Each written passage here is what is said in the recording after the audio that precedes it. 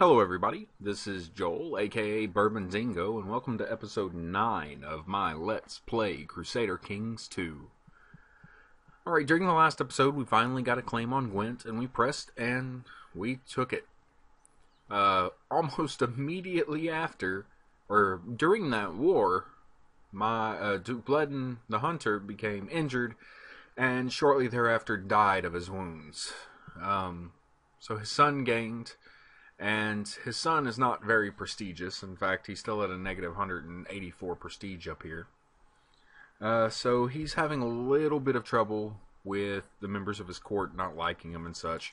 So that's what we're working on right now, is attempting to use both the fairs and the festivals, festivals, and hunting to get the prestige up. If my wife should die at some point, I may look at trying to marry someone exceptionally prestigious, and that'll jump me up quite a bit. But for now, what we're doing is continuing on. I mean, even with the new king, we're basically continuing on exactly as we were before. We're just attempting to continue grabbing whales. So we're going to go ahead and start. Jump that up to 3. As you can see, our weak claims popped back up here. We can still claim Dehubarth or Dyfed. None of these are landed vassals of ours, so there is no real reason to declare those, even though now she doesn't like me that much. Partially because now I control the county of Gwent, which is in her de jure duchy. Alright, so we just had a courtier pass away. The son of both the imprisoned peoples. The only two people we have in prison, and they outlived their son. I think right now what we're going to do is we're going to go ahead and release her. This gives us a small opinion bonus with all of our vassals because they believe us to be merciful. And in a few years, when we lose this bonus, which I'm not sure exactly where, it shows how long it lasts. We'll possibly release the other guy.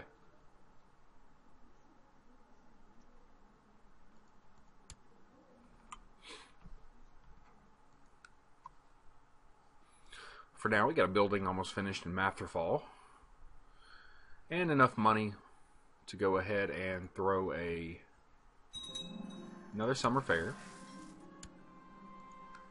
And pause real fast. We built a low stone wall in the 3 areas we have, so we're going to go ahead and spend some money on, right now, the militia training ground. That'll give us 80 extra light infantry and, I believe, a few archers.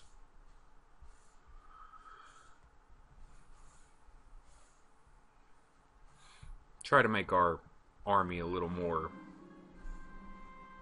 threatening. Okay. The summer fair brings all kinds of entertainers to Gwynedd, and a puppet show got my attention when I heard the giggles, laughter, and wolf whistles from the audience. After watching the show for a while, I realized that one of the characters was supposed to be me. It's not very lifelike.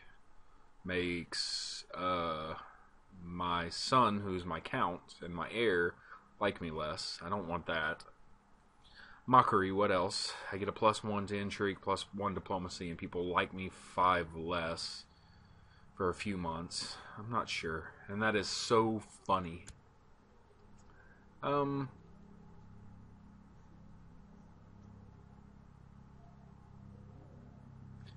I don't know. I think that paranoia might make this one happen. I'm not sure I want the -5 opinion bonus, but I believe that's what's going to end up happening.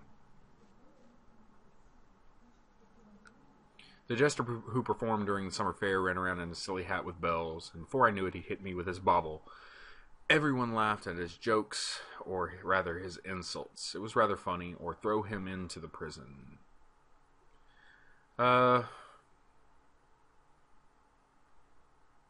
It was rather funny. Master Hywel has told me about his ideas. I couldn't really understand what he was talking about, but he was adamant in his belief that it would improve the military. We can spend 6 gold and we'll get a 100% military growth rate. And I believe we'll do that. The other one is just telling him it's not worth it. We can see my piety has finally gone over 0. And now Denmark actually has the title of England as well. I'm not sure how that's going to play out. Today my nephew Taganwi has asked me for a fief of his own to govern. He's depressed. And I'm not going to make his life any better by giving him a fief.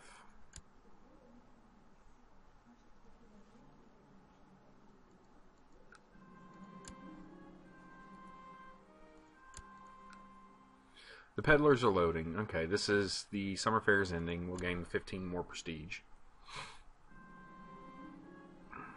Werfel asks, why did you let that peasant accused of poaching? Because he needed the deer more than me, or a good deed in a day keeps a man happy. We'll say he needed the deer more than me. And so she's gained kind. She's deceitful, greedy, ambitious, zealous, and kind. She's got a whole spread of stuff. But she's got some decent stats coming up. I really like her. She kind of likes me. Once again, that's the short range and short rain penalty and the prestige penalty. Son was born to Meredith at Leden and Princess Adleta, Poland. Okay, so my half brother has had another son.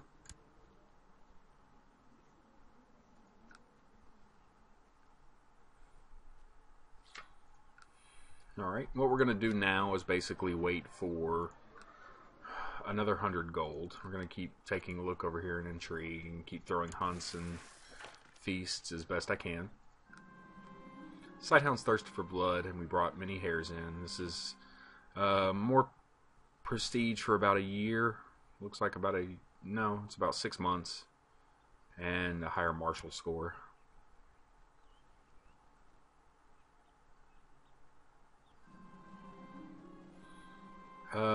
My niece is now of age. She's a pretty decent diplomat. Not the greatest stats across the board. What we're going to do is we're probably just going to...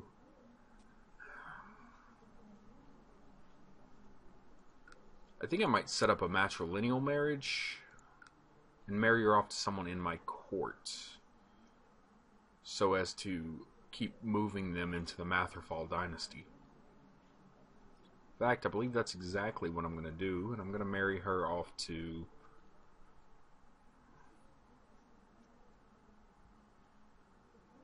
He really likes me, and he's unmarried and content. I think we'll go ahead and move them together. Matrilineal means that any children they have will be of my dynasty.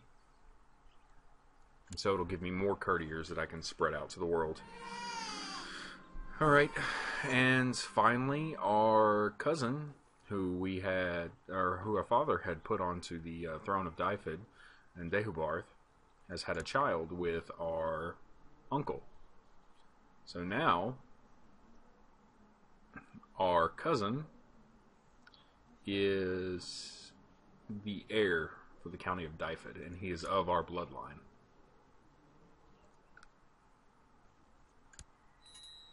Okay, we're going to pause real fast. While chasing an agile deer, my horse stumbled and broke his leg. Luckily I was thrown off, but now my horse is in pain.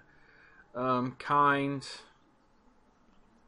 Nothing says I'm scared of it or anything like that.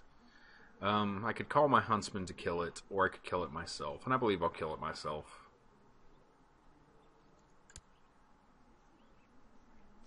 The hounds were more alert this morning than I've ever seen before. What are we waiting for? I could gain Diligent, but I already have Diligent. I think my horse has a limp. I'd gain Craven. I don't care what it is. We'll hunt it. Or let's do this another day. What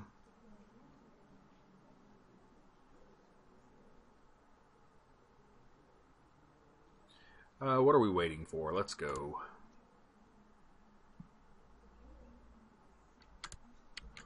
like I said, I'm going to pause real fast. We're going to take care of this betrothal that I had made. And as we can see, the war for who controlled this area over here has been taken care of. Norway is in a battle with the Holy Roman Empire for some reason. I'm not quite sure why.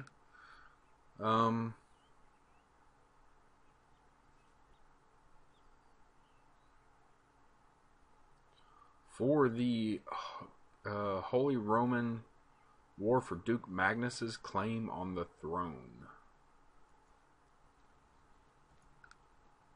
Who is Duke Magnus?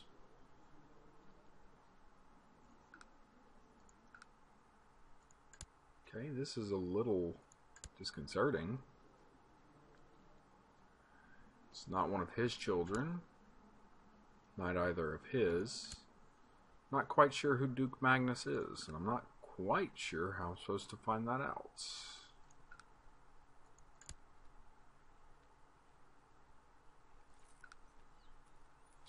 Well, this is something we hope doesn't happen, because if they win this battle, that means most likely this will become another place under the control of the Holy Roman Empire, and they're already huge.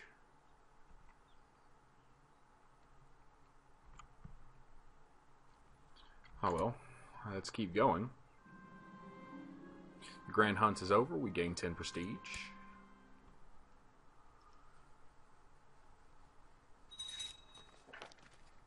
And the betrothal has finished, and she's gone off to the Baron of Buckingham.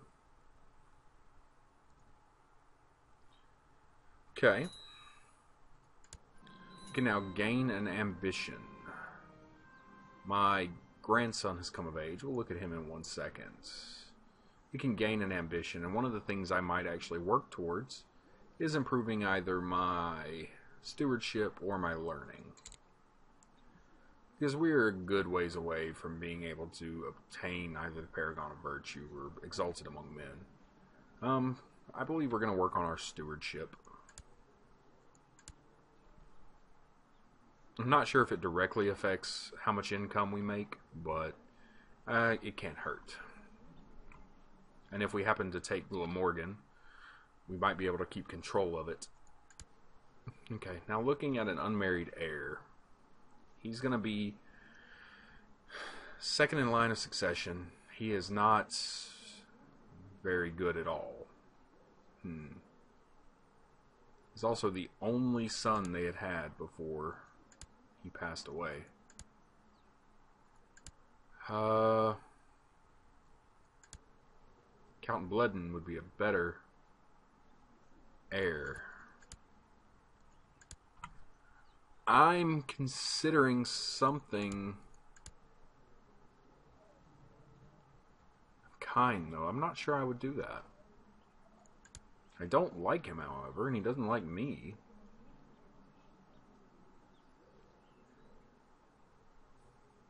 I believe I might plot to kill him.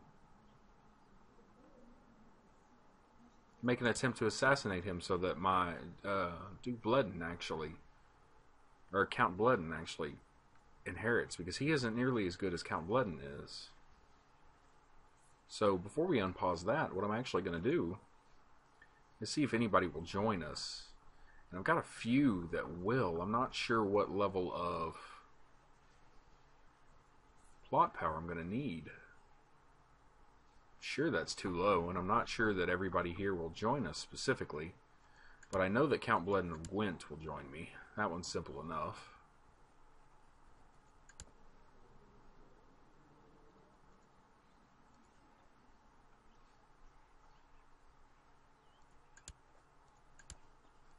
We're going to get a lot of people involved in on this.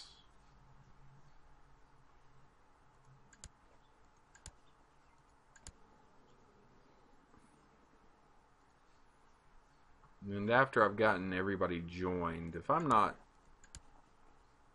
exceptionally close to around 100%, I may drop the plots.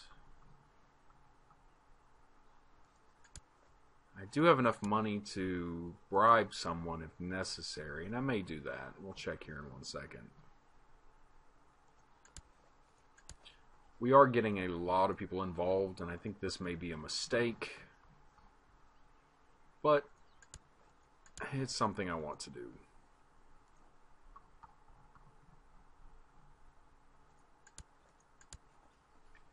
Alright, take a quick look one more time.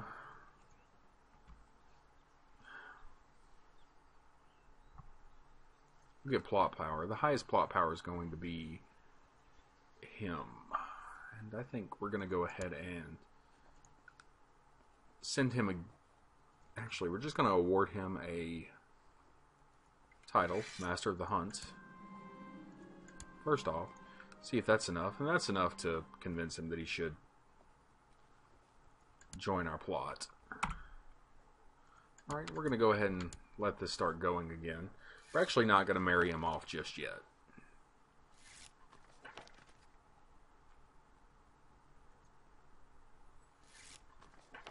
And these are pretty much everybody joining the plot.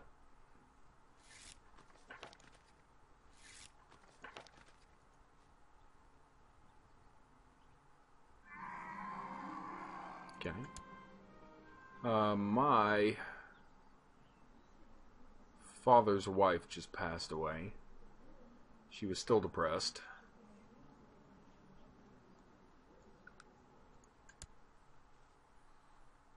Apparently, Norway still controls one place right here.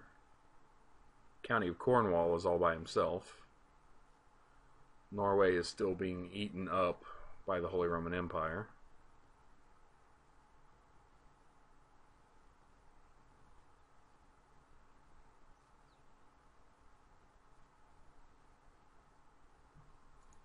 Taking a look, we can see my plot power is almost around 100, so there's a possibility it could succeed.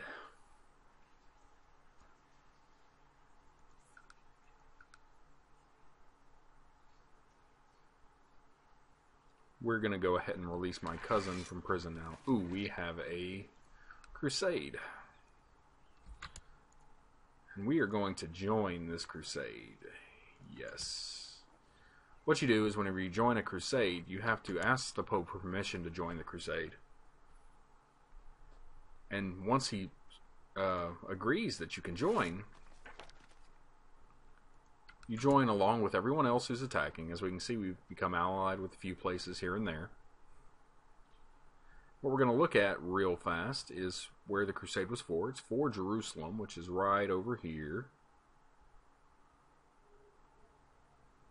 And what we're going to do is we're going to go ahead and pull up our ships.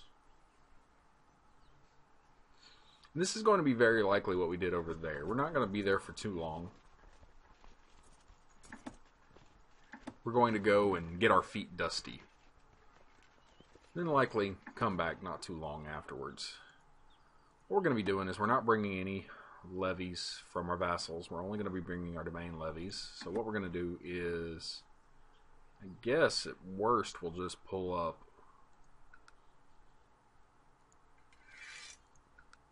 these two vassals.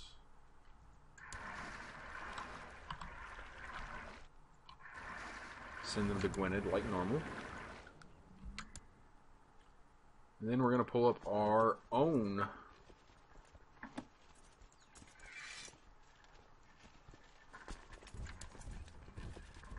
troops.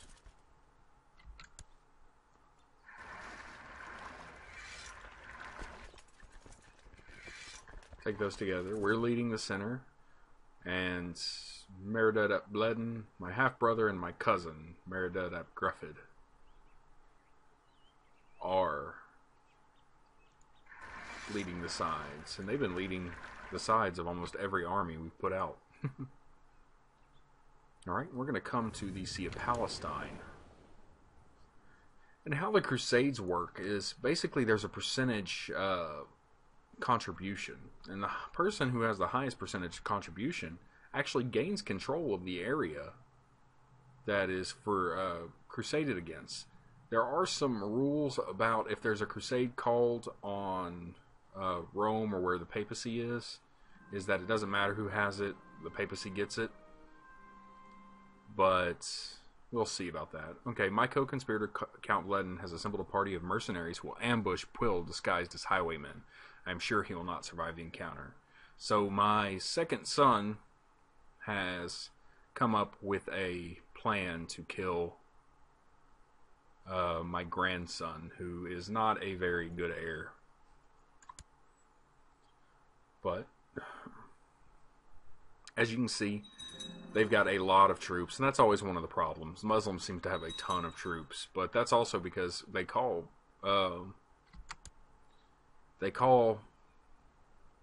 crusades in places where it's mostly Muslims. So every Muslim joins the Holy War, and you basically have to wait for more people to actually start showing up to these places. Success! The mercenaries ambushed the carriage of Quill and made short work of him. They let the driver go, and he's convinced the attack was carried out by highwaymen. So we have succeeded. And it is his second son now. Oh well. Sadly, he almost is better than his brother, at least in the things we want him to be better in. This would still be the best one. We may continue on and attempt another assassination. But with him ill, he may die on his own. We'll keep a good watch on that. What I may end up doing is, if we get close to what I believe my ruler about to die, I might revoke a bishopric and then put him in charge of the bishopric and take him out of line of succession. It'll make my vassals like me less, but if I'm close to dying, that won't last very long. That's been taken care of. So what we're going to do real fast is pause, and I'm going to try to decide where I think he's going. I'm going to move out to right here. And this is where we're going to drop down to a 2, so I can control these with a little bit finer. Okay, this was one of the main reasons we wanted to come, was because I finally stand before the destination of the crusade. With sword in hand, I am ready to storm the walls of Ascalon. It's because I gain prestige and piety for the crusade. And I gain this trait, and this trait is very nice. The Crusader trait. Our armies now stand poised to take part in the crusade for the kingdom of Jerusalem. Deus Vult. Basically, it gives me a +2. It doesn't say it here, but it gives me a +2 to martial.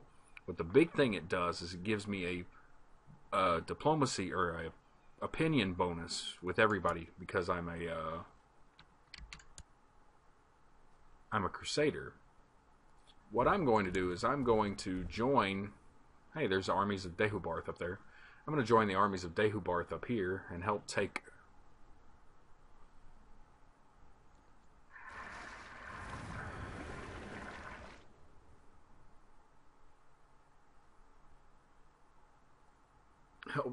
Sir. And basically, I'm not going to be here for an exceptional period of time. All I want really to succeed in doing is taking one area, because you gain more prestige for doing so. It's a little bit of gaming the system, but once again, my character, he's not ambitious. He's rather paranoid. He wouldn't want to be away from his lands for too long. So he's doing what he can and going home.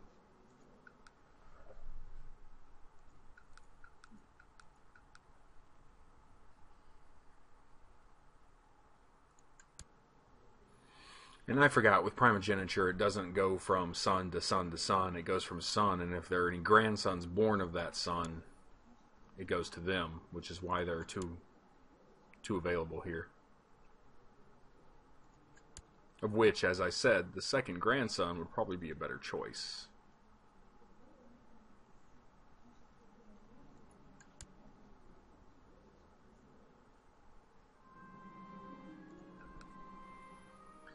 Alright, food smuggled in lengthens the siege.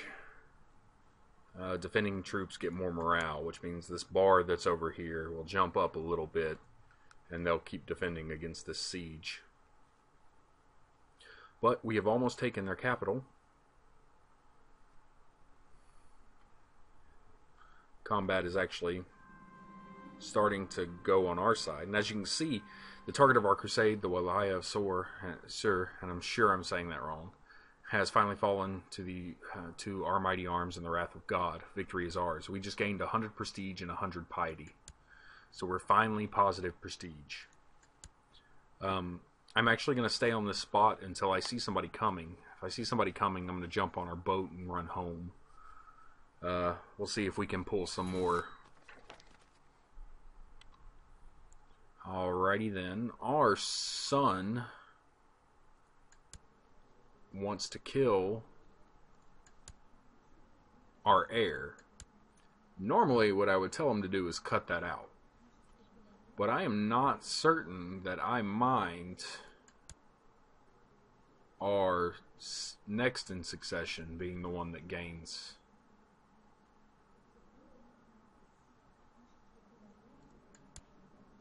So we'll have to think about that. I do think I'm going to let him spend the next 4 years, however, being educated by somebody who's a little more, who has a better stewardship. We'll go ahead and do that. Right, as you can see, there's a slightly closer combat going on down there, and I'm partially tempted to go down to it, but I think I'll let it play out. But I'm actually just going to let him see if he can't succeed in that. While we're waiting, I'm going to jump this up to 3. I'm not moving my guys around or anything like that.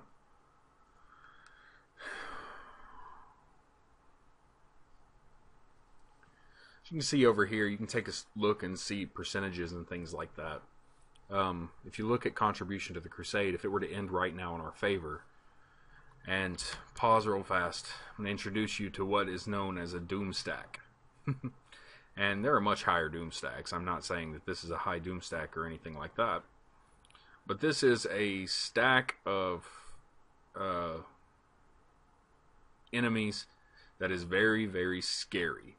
And as you can tell, even with his 3,000 people right there, he's about to get run over by 9,000. The problem which also occurs is that this specific stack has close to 1,400 heavy cavalry with it, along with horse archers. This is a dangerous, dangerous stack to go up against. So what we're going to do is we're going to keep a good, close eye on this guy, and we'll retreat to our boats and go home.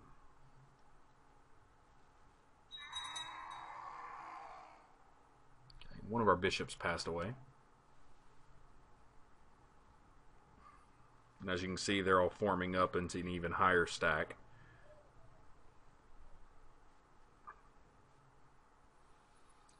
And as I said, we're going to pay good, close attention to where he moves. Pause real fast. The Prince of Norway is ready to marry my half-sister.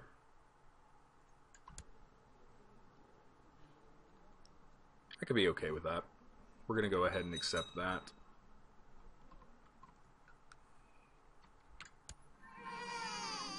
Okay, daughter was born. My son-in-law.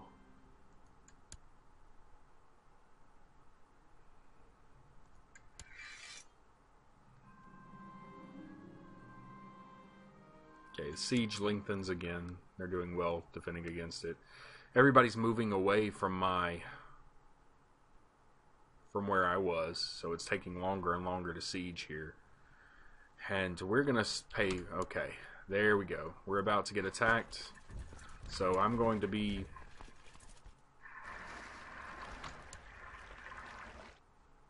somewhat a coward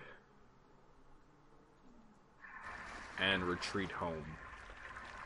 This is a lost cause till they bring more soldiers in, and my 600 soldiers won't make much difference. Alrighty then. My Bishop has made Bishop Cole like me more.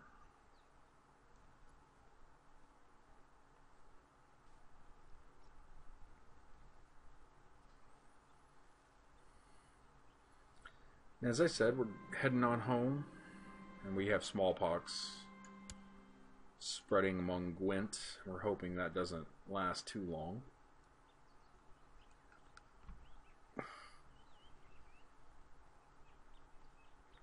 As you can see, the war score finally dropped to -3%. It's likely only going to go down from there.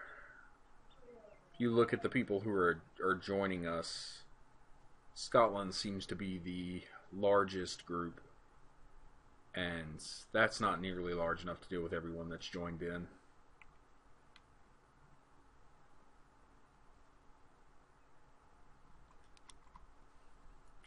We're going to go ahead and disband, and everyone that went with me actually got the Crusader trait.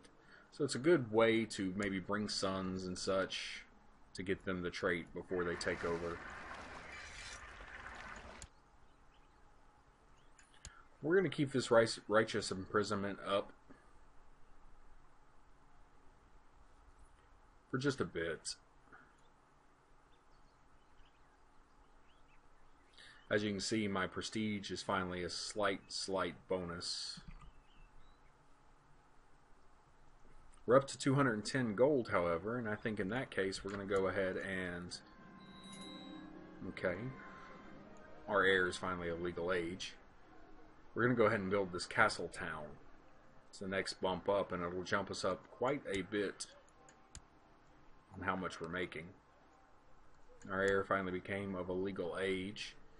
And once again, I may actually leave him unmarried on the off chance that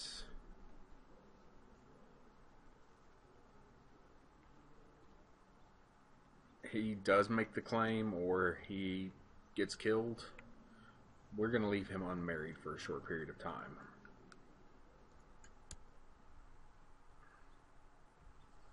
Because if he has children, then the line of succession would actually go through him. We're trying to skip that. Taking a look, however, they haven't had any children yet.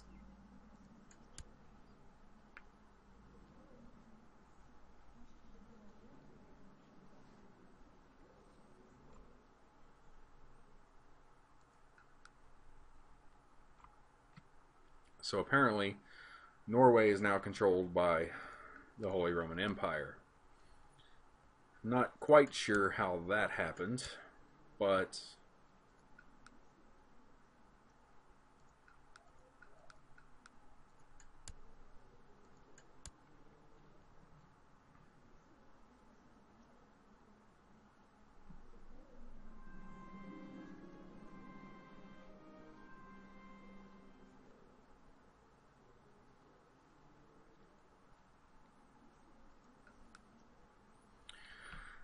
Gorful, Ferk, Cadwin, Mathrafal, these names are getting longer, was supposed to work on her embroidery, but she clearly fancied another kind of pen.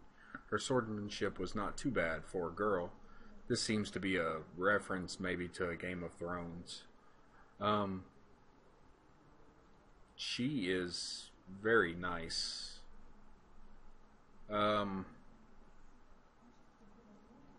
There's no harm in letting her know how to use a sword. There's a chance she gains brave or wounded.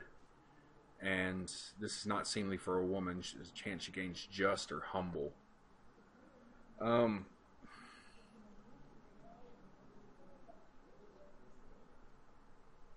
believe I'm actually going to say this is not seemly for a woman.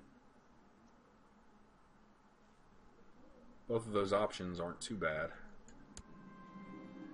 And she gained the humble modifier. That'll increase her piety each month.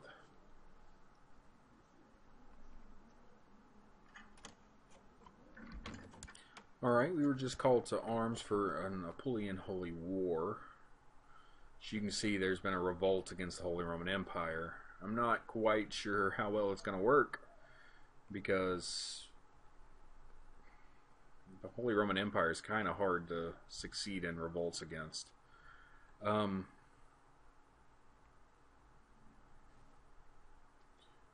We are going to accept this holy war. It's for the Sheikdom of Malta, which is right there. I'm going to go ahead and send some more people back. Once again, we're going to go and raise these levies, raise the liege levies, send them both to Gwynedd, then raise all of my personal levy.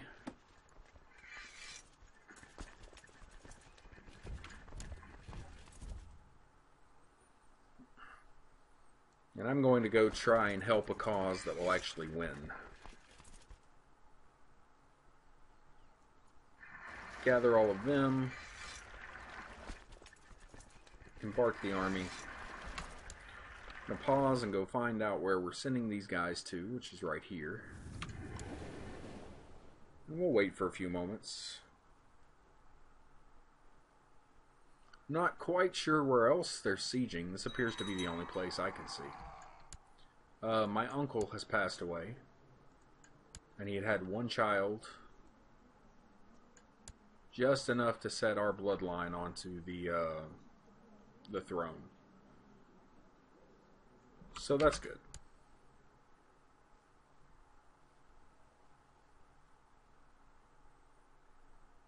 And currently all we're waiting on is for our ship to arrive in the Malta Channel. We got a notification that our vassal levies have been raised a little bit too long. And here we come. Alright, we're going to go ahead and move our soldiers into Malta. We've joined the siege of Slaima. There are only 2 holdings here instead of the average 3.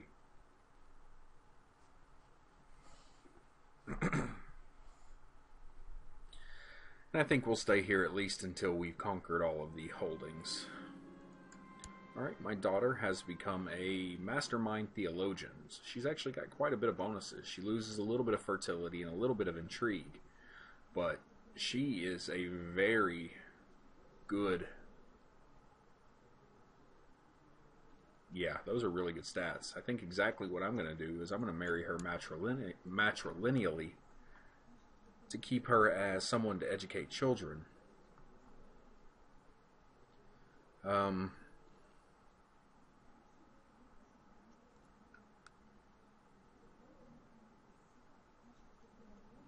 believe what we're actually going to do is matrilineally marry her here. Let's do this real fast, though. We would do better with a better spy master, though he's been awesome in and of himself. I actually think... Yeah, we're going to marry her here. So that's a 24 diplomacy, and I can use him as a chancellor. No, Mary. She loses a little bit of prestige.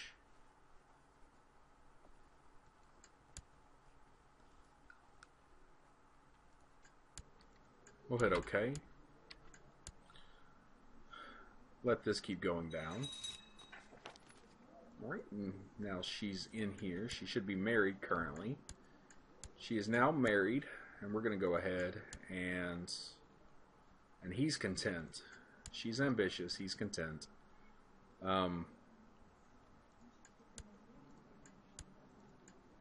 We are now going to use him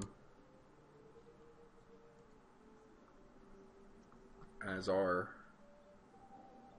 chancellor. This will make our son dislike us a little bit, but it's not horrible. In fact, what we may do is take a look. You see he's dropped to about 50. I'm going to go ahead and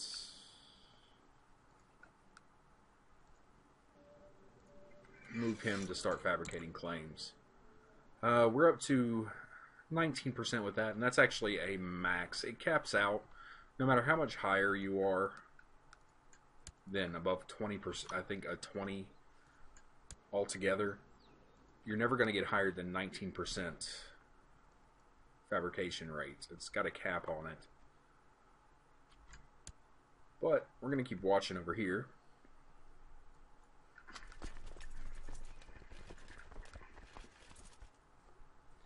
So we're aiding our ally Apulia in this holy war.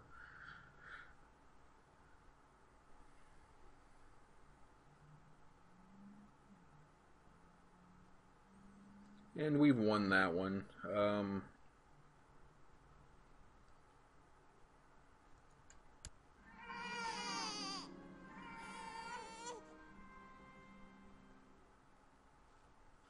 Okay, another son was born, and I'm a bit off here. It says I'm involved in the war.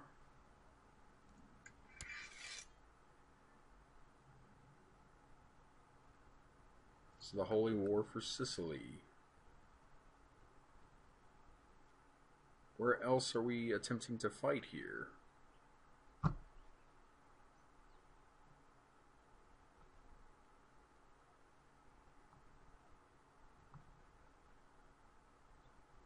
I'm not entirely certain where we have any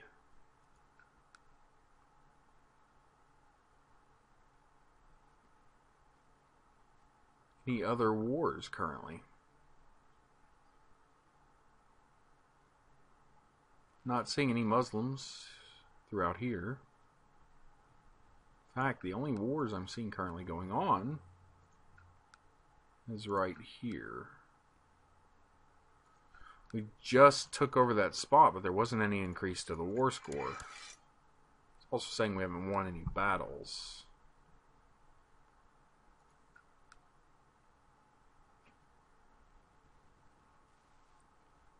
Am slightly confused.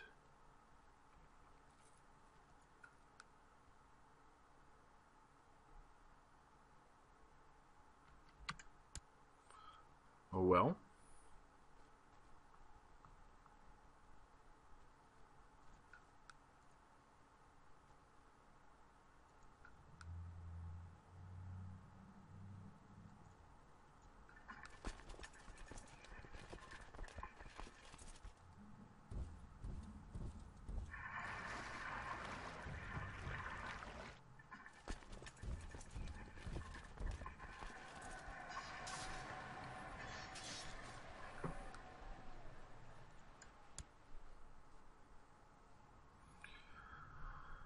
Well, we'll attempt to attack from here then.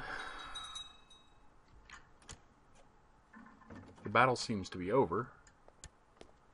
We're being asked to help the King of Galicia, who's lived to a much longer age than I'm used to, in his claim on Lyon again. I'm going to decline that. The battle we were currently in just ended. He became unlanded. So we're going to go ahead and send these guys back home.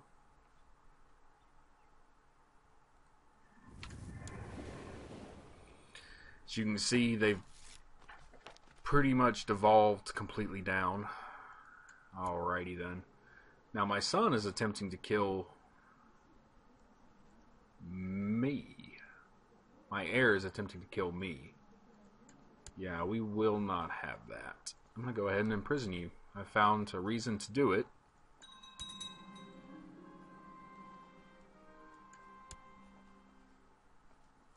And I believe imprisoning him makes him easier to assassinate. So my son may actually have a better chance of actually doing it. He has plenty of backers. While we're here, we're going to go ahead and release Idwal. He doesn't like us very much, but it'll make everybody else like us a bit more.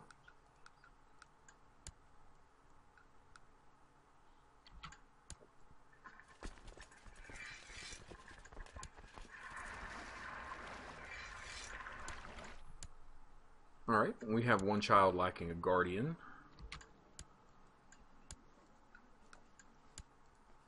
I think we're going to go ahead and use Werfel, because she is fairly nice all around.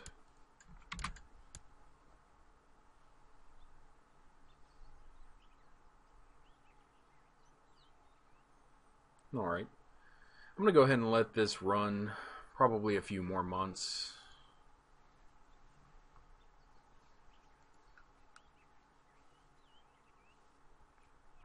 Possibly let it go till February. Apparently my half-brother's wife could possibly fancy me. And now I'm having an affair with my half-brother's wife.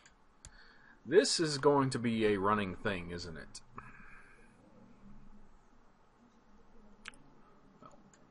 Let's hope nothing comes of this, because he actually has a claim on on the area, and I don't want him moving to another court, such as Denmark, and letting them claim that.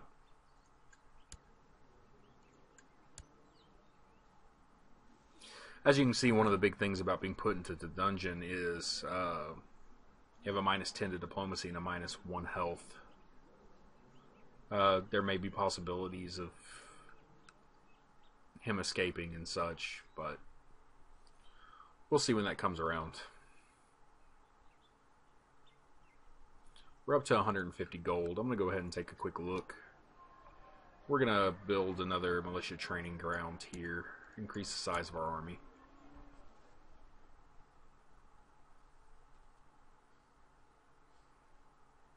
Alright, we're in May, so what I'm going to do here is I'm actually going to pause, come down here, we just hit May, right? Oh, we're currently not at peace, that's why we can't. But we're in May. We have a castle city that's just been built in Aberfraw, so we've jumped up to a 16 tax rate in Aberfraw. Our total wealth right now is +6, and that'll jump up a little bit whenever we get into June. We haven't had a lot occur. We've taken a part in a crusade that is still going badly, and helped with a holy war that ended indecisively.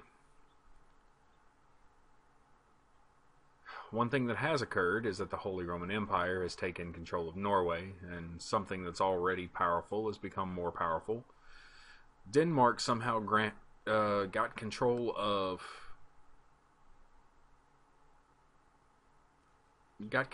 of England, with the exception of a couple of spots here and there. But other than that,